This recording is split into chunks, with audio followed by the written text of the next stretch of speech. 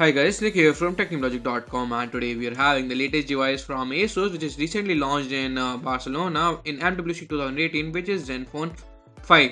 So this is the box. As you can see, this is the production unit. So might be the content which I am going to show you in the box might differ in the retail unit. So there is one another box which is going to contain a case, screen guard and some manual. After that we get a device which is wrapped in poly. I just remove it, and the best thing is that the display which is having the notch like iPhone X. I just keep it aside and the build quality is great. So I just open up the box further, and when I open it up I just get USB to USB Type-C cable. As you can see, it is made of quite good high quality material. After that we get a power brick which is having support of fast charging, but from Asus, not from Qualcomm. After that we get a earphone which is having the branding of Asus as well as the golden tips at the top.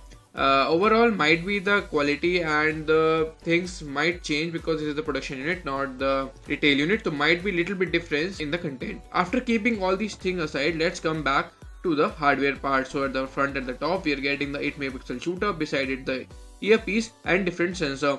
All the stuff is covered into a notch just like what we get in iPhone X, and we also get the face unlock feature into this, same like what we get in OnePlus 5T. It is exceptionally fast and working great.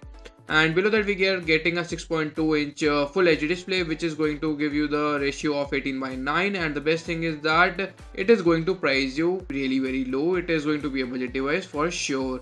So this is the device front, which is covered with 2.5D curved glass, and it's also covered with Gorilla Glass, which is not mentioned with the brand that which Gorilla Glass they are using. The back side is also covered with 2.5D curved glass. Coming to the down portion over here, we are getting the back on-screen keys which we can change according to our usage by going into the setting panel, and rest there is nothing much which you need to explain over here.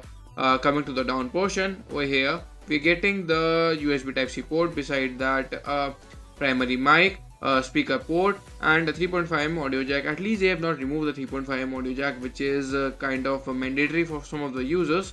After that, coming to the left side here, we are getting a mic, beside that a hybrid SIM tray slot, which means you can support and add 2 nano SIMs or 1 nano SIM plus 1 micro SD card. At the top side we are getting a secondary noise cancellation mic with antenna lines. Coming to the right, we are getting the volume rockers and power lock key, which works quite well and made up of metal.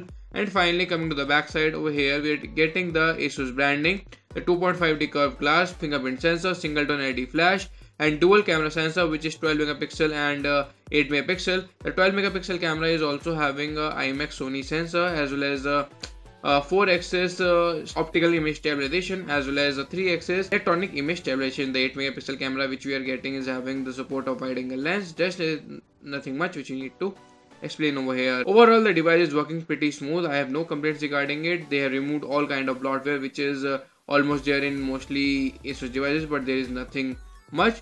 Rest, coming to the camera department, the camera is quite good. The camera application is quite good. We can change everything. Everything is available openly, like manual mode. We can click out raw images. We can change the aperture. We can change the white balance. Everything can be managed by going into the pro mode of the camera application. Now coming to the specification part, we are getting Snapdragon 636, Adreno 509 GPU, 4GB or 6GB RAM, whichever you select, 64GB of internal storage, hybrid SIM tray slot, 6.2-inch Full HD display, notch on the display, and 3300 mAh battery, which is going to last you for more than a day, as the software is quite optimized according to the battery. Rest, there is nothing much which you need to explain over here. So that's it for the video, guys. Thanks for watching. If you want to see more of this stuff, be sure to hit the like button and do comment and subscribe. You can also follow me on Twitter, and make sure to check out my other YouTube videos. So see you guys in my next video. Till then, see ya and keep rocking.